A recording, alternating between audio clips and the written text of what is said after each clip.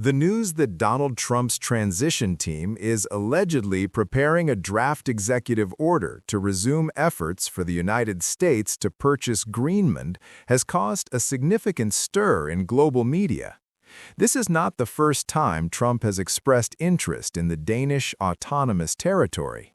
During his first presidential term, he already raised the idea of such a purchase, which at the time triggered a major diplomatic scandal between Washington and Copenhagen.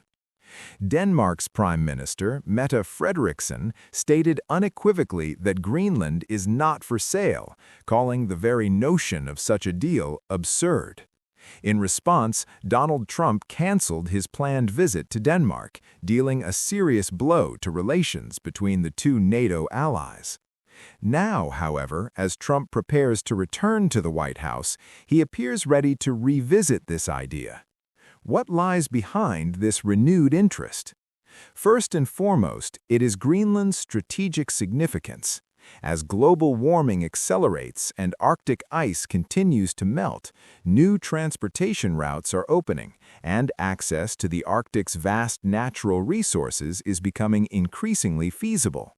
In this context, Greenland can be seen as the key to the Arctic. Secondly, there is the issue of national security. The United States already operates the Thule Air Base, now known as Pitufik Space Base, in Greenland, a crucial component of the American missile defense system. Full control over the island would substantially strengthen Washington's position amid growing competition with Russia and China in the Arctic region.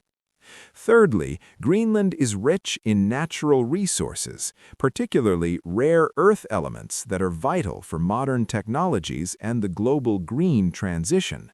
At present, China dominates this market, and gaining access to Greenland's deposits would represent a major strategic advantage for the United States.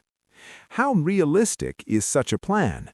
From both legal and political perspectives, it appears highly unlikely.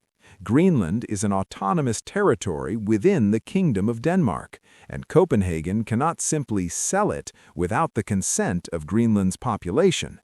Moreover, Greenlanders, despite receiving substantial financial support from Denmark, are far more interested in full independence than in becoming the 51st U.S. state or an American territory. Nevertheless, Donald Trump approaches politics as a businessman, viewing it through the prism of deals. For him, everything has a price.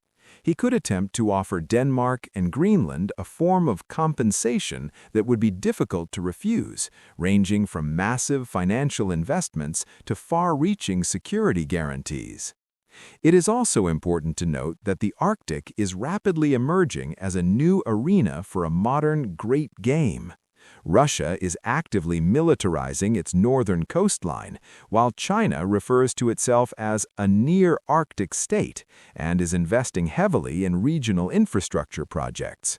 In this context, the idea of purchasing Greenland may appear radical, yet strategically logical from Trump's perspective, as a means of securing American dominance. Even if such a purchase never materializes, the very discussion of it reshapes international realities. It signals that the United States is prepared to take unconventional and assertive steps to protect its interests. For Europe, and for Denmark in particular, this represents a serious challenge, demanding a reassessment of security architecture in the High North.